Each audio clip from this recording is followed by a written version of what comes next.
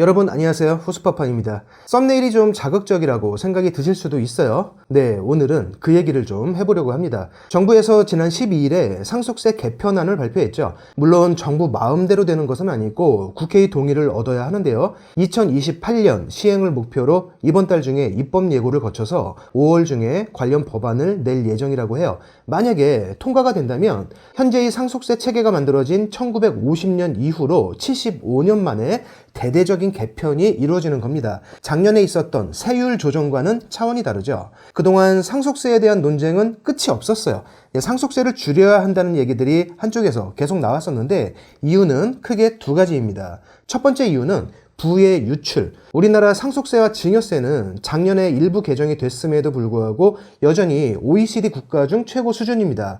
상속이나 증여하는 재산이 10억 원을 넘어가면 최고 세율 40%가 적용되죠. 살아가는 동안 이미 높은 소득세를 내면서 일궈낸 재산인데 그걸 물려줄 때 40%의 세금을 또 내야 하는 거예요. 물론 공제 금액이 있으니까 정확히 40%는 아니지만 상속세가 아예 없는 나라들도 많이 있죠. 때문에 캐나다나 호주, 스위스, 뉴질랜드 이런 나라들로 이민을 가는 부자들이 계속 늘어나 왔고요. 예전에도 통계를 한번 보여드린 적이 있어요. 이민에도 트렌드가 있는데요. 최근에 핫한 나라는 싱가포르가 아랍에미리트죠. 싱가포르는 상속세와 증여세, 배당소득세가 없고요.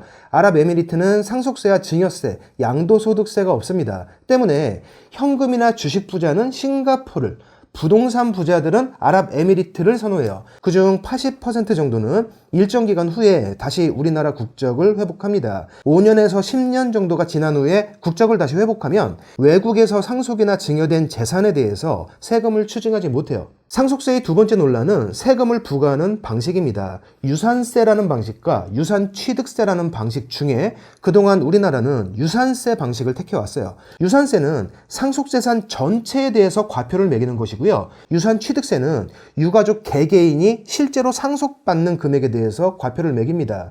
상속세는 과세 표준이 크면 클수록 세금이 기하급수적으로 늘어나는 누진세 체계이기 때문에 실제로 상속받는 금액에서 계산하는 유산취득세 방식보다 상속되기 전 전체 금액을 가지고 계산하는 유산세 방식이 과표가 훨씬 크고 세율도 훨씬 높아요. 당연히 유가족 개개인이 실제로 상속받은 재산보다 훨씬 높은 세율이 매겨집니다. 이런 이유들 때문에 상속세 개편 또는 폐지에 대한 논란이 그동안 끊임없이 나왔던 거예요. 이번에 개편하겠다고 발표한 내용은 첫째, 배우자 공제액을 높이고 둘째, 현재의 유산세 방식을 유산취득세 방식으로 바꾼다는 겁니다. 이 두 가지가 핵심이에요. 기타 자세한 내용들은 언론에 다 나와 있으니까 생략하겠습니다.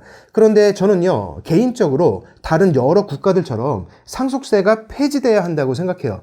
전면 폐지가 어렵다면 배우자에 대한 상속세만큼이라도 꼭 폐지돼야 한다고 생각합니다. 이유는 그동안 제가 현장에서 아주 불합리한 상황들을 봐왔기 때문이에요. 우리나라 노년층의 재산은 거의 다 부동산으로 이루어져 있어요. 2023년 통계만 보더라도 우리나라 65세 이상 세대주 기준으로 전체 자산의 80% 이상이 부동산입니다. 무슨 얘기냐? 내 집 마련에 진심인 국민들이고 그 국민들이 모여 사는 나라이다 보니까 은퇴하고 나면 대부분은 살던 집 하나만 덩그러니 남는다는 얘기죠. 그 상태에서 남편이 사망하면 어떻게 될까요?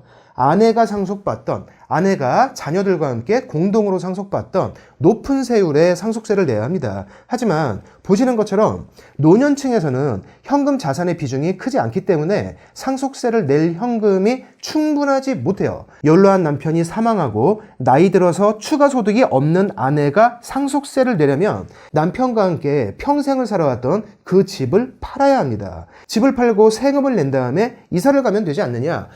이런 생각을 할 수도 있는데 그 집을 팔아서 높은 상속세를 내고 나면 그 동네에서 비슷한 집을 매수할 수가 없습니다. 전세로도 들어갈 집을 구할 수 없기 때문에 늙음하게 월세방을 전전하거나 아예 지방으로 타향살이를 떠나는 수밖에 없어요. 그동안 공인중개사로 일선에서 오래 일하는 동안에 막대한 상속세를 내지 못해서 남편 사망 후에 살던 집을 팔고 이사를 가야 하는 그 어처구니 없는 상황을 저는 많이 목격해 왔습니다.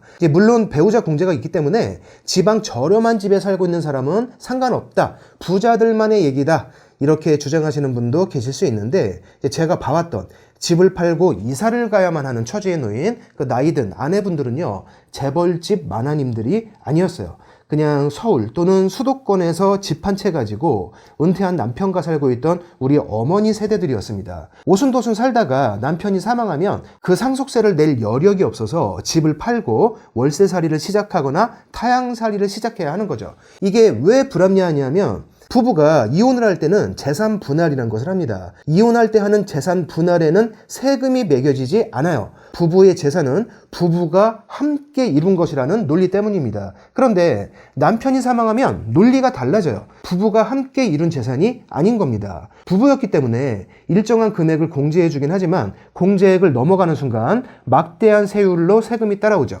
평생 동안 번 돈에서 세금을 내고 마련한 재산인데 그 명의자가 아내로 바뀌는 순간 또 막대한 세금이 붙어요. 아내가 사망해서 자녀에게 넘어간다면 또 막대한 세금이 붙습니다. 때문에 정말 부자들은 상속세나 증여세가 없는 나라들로 이민을 갔다가 일정 기간이 지나서 다시 돌아오는 것이고요. 중산층들은 그냥 집을 팔아서 세금을 내게 되는 겁니다. 그게 싫으면 남편이 명을 다하기 전에 이혼하면서 재산 분할을 하고 나머지는 자녀 앞으로 상속하면 세금을 줄일 수도 있다는 얘기인데 요상하죠. 상속세나 증여세는 종부세와 마찬가지로 정치적으로도 매우 민감한 세금입니다. 본인의 자산이 어느 정도 되느냐에 따라서 한쪽 국민들은 최대한 덜 내길 바라는 세금이고 또 다른 쪽 국민들은 나라에서 최대한 더 많이 걷어내길 바라는 세금이에요. 때문에 상속세는 증여세, 종부세와 더불어서 어느 쪽 성향의 정치인들도 참 건드리기가 어렵습니다. 어느 한쪽의 유권자들에게 욕먹을 각오가 있어야 해요. 하지만 이번엔 분위기가 좀 다르죠. 어쨌건 대한민국 건국 이후 처음으로 상속세 체계에 대한 전반적인 개편이 예고되어 있고 국민들의 전반적인 감정도 개편을 지지하는 쪽입니다. 이번 개정안에 대해서는 좀 아쉬운 점도 있지만 여야에서 이런 논의들이 본격적으로 이루어지고 있다는 것 자체만으로도 큰 의미가 있는 것 같아요. 부디 부부간 상속세에 대해서는 공제액이 훨씬 더 높아지거나 최종적으로는 폐지될 수 있도록 추가적인 논의가 좀 더 필요해 보입니다. 오늘 영상은 여기서 마칠게요. 고맙습니다.